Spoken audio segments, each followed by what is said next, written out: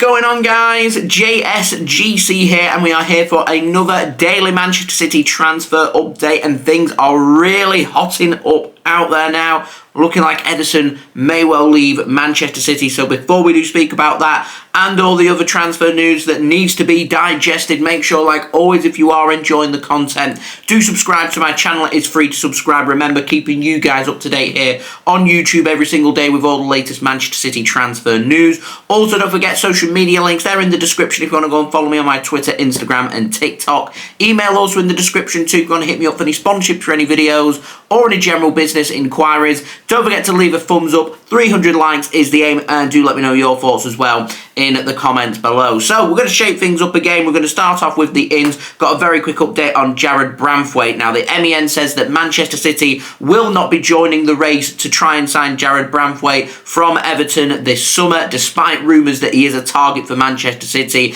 As of this summer, he isn't a target, obviously getting heavily linked with a move to Manchester United. Doesn't look like City are going to entertain that, so that's that pretty much done and dusted. That's all we've got in the ins. Got no contract news. Going to head straight into the outs. Got the very latest on Yan Couto. Now, Tuttosport over in Italy say that Juventus are now interested in signing Yan Couto from Manchester City this summer. Juventus are pushing hard to try and get a loan deal sorted. Manchester City aren't interested in loaning Yan Couto again. Manchester City would like a permanent transfer, and the fee is £40 million for what Man City are looking for Yan Couto. There's other little bits of interest in Yan Couto. Yet to have anything solid in terms of bids or interest coming in. Just lots of interest from different parties from around the globe in Yan Couto. So we'll see if we do get his future sorted. I imagine that transfer, the longer it drags into the summer transfer window, it's probably more likely that City would be looking for a loan deal rather than a permanent deal, but looking for a good loan fee to be included in that. So I wouldn't rule out a move to Juventus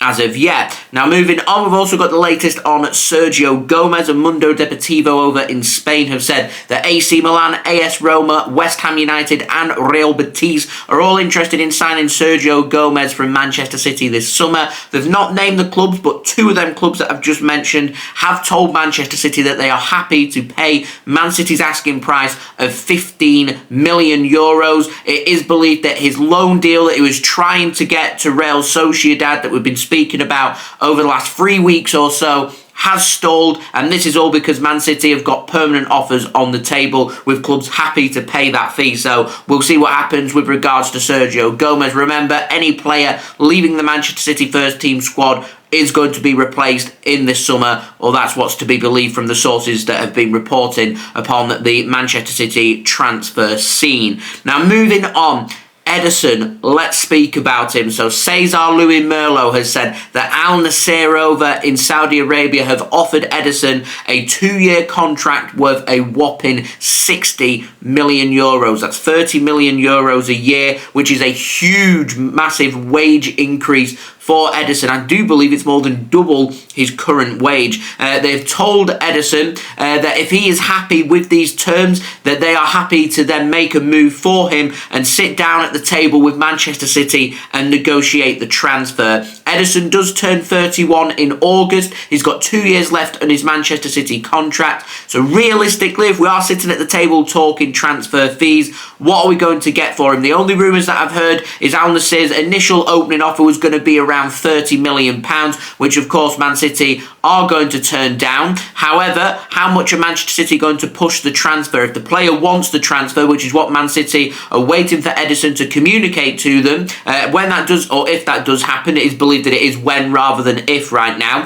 then Manchester City are going to negotiate that transfer. I reckon realistically, you're probably looking at, I think City would do well to get £50 million, considering you've got a goalkeeper turning 31 in August with 2 years left on his contract. But he is an excellent goalkeeper, one of the best in the world, brilliant with his distribution, arguably the best goalkeeper when it comes to distribution in the world. So when you're going after these calibre of players, these players, regardless of them having 1 or 2 years left on their contract, don't come cheap. So if I was Manchester City, I'd drag my heels. I'd be making sure we get as much as possible for Ederson, because we know that we're going to be using that money to try and add more quality to our squad. Are we going to want to invest more than £50 million in a goalkeeper this summer? Well, if there's a high-quality goalkeeper available for around the same fee, then I can imagine Man City to be interested in signing a new goalkeeper. However, realistically, what goalkeepers are available? Mike Maignan over at AC Milan's been getting linked with a move to City. I reckon you could probably pick him up for less than £50 million. Are City going to be happy to use Stefan Ortega and Mike Maignan to compete with each other? I mean, City have put Ortega on a new contract. He's only done a one-year extension, so it's definitely a case of see how things go for the next season. And if Man City feel like they need to add more quality into their goalkeeping position, then Stefan Ortega in 12 months' time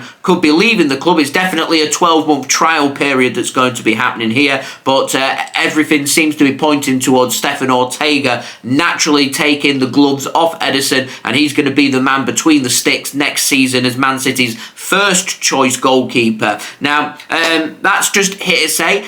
City are happy to give Ederson a new contract. I mean, if City do want to sit down and offer Ederson a better term for his wage and for his contract, we could look to try and tie him down for the next 4 to 5 years. It's all great saying that Saudi Arabia for the next couple of years are happy to offer him double his wage. However, is he keen on a move to Saudi Arabia? Does he see himself spending at least 2 years there to try and earn his pay there, earn his keep? Or is he happy to maybe do 4 or 5 years at one of the biggest, best clubs in Europe instead, working under Pep Guardiola, working under the finest, best coaches, with the best facilities, with long-term solidarity there, tying him down for the next 4 or 5 years before he decides on what he wants to do? So it's all up to Ederson. What does he want to do? Now, Mercato says that Ederson is interested in this move to Saudi Arabia, but there's no agreements in place. However, Gianluigi Longari has said that Al-Nassr do have agreements in place with Ederson for personal terms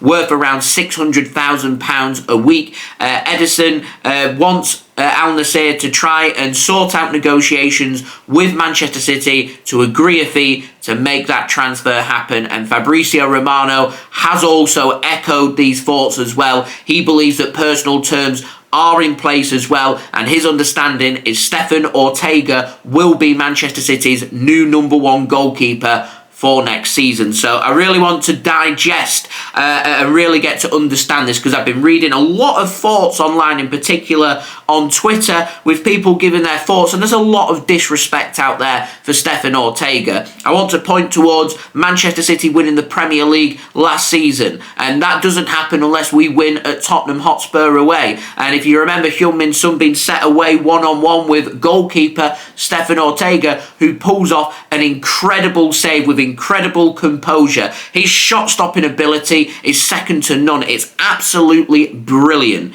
He is, in my opinion, a better shot stopper than Ederson, and throughout the last 2 or 3 years, you've had people saying Ederson needs to improve his shot stopping, we need a better shot stopping goalkeeper playing for Manchester City, and we've got one in Stefan Ortega. Now all of a sudden, when you're threatening to take away Ederson and the distribution away from Manchester City and go down the shot stopping route, all of a sudden people now have a problem with that. My conclusion, people are never pleased. People are always looking for the best possible scenario. To me, the best possible scenario is Diogo Costa over at FC Porto. €75 million release clause. It means Man City have to sanction a sale of somebody else for net spend for Man City to be able to afford to make a move for Diogo Costa. The likeliness of City making a move for Costa this summer, pretty unlikely. Mike Maignan, more likely than Diogo Costa due to price. Do Manchester City want to settle on an experienced goalkeeper, or do they want to focus on the next generation of goalkeeper and going down that second choice goalkeeper route? To me, Mandas over at Lazio, gone from third choice to second choice and competing hard for first choice at Lazio within 12 months. That does not go unnoticed.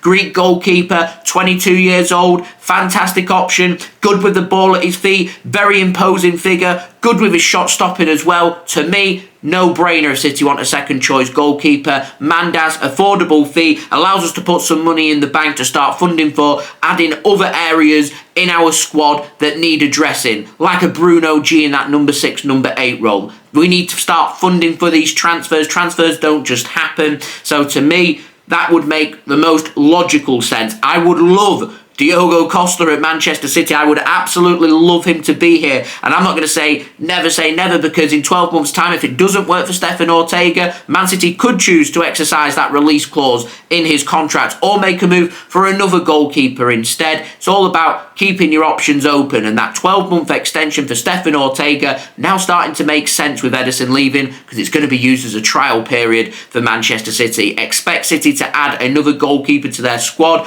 Don't expect it to be Diogo Costa. As much as I'd love it to be, and I'd love to sit here and say that's going to be the goalkeeper, I don't think it is. It may be Mandas, it may be somebody else, it may be a name we've not even spoken about as of yet, but a very achievable transfer in making a second choice goalkeeper happen. What I am going to say is trust Manchester City, because when it comes to their transfers, 9 times out of 10 they get things absolutely spot on. They know what they're doing. I don't get this slander against Ortega. He's a brilliant goalkeeper. Am I the only one that's happy to have Ortega as our first choice goalkeeper? He's worked so hard. He's the best second choice goalkeeper in the world. He deserves to be first choice, and to me it's 12 months. You see how it goes. If it's not working, you could even go and address the issue in the January winter transfer window if we want to.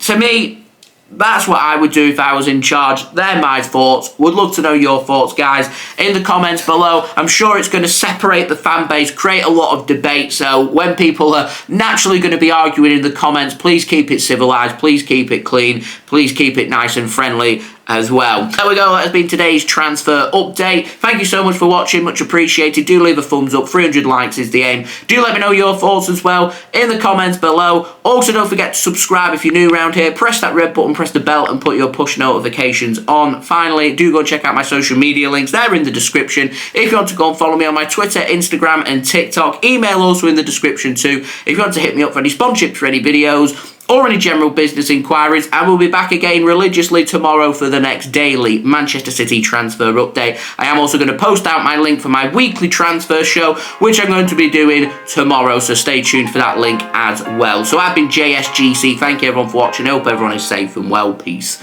Ciao for now.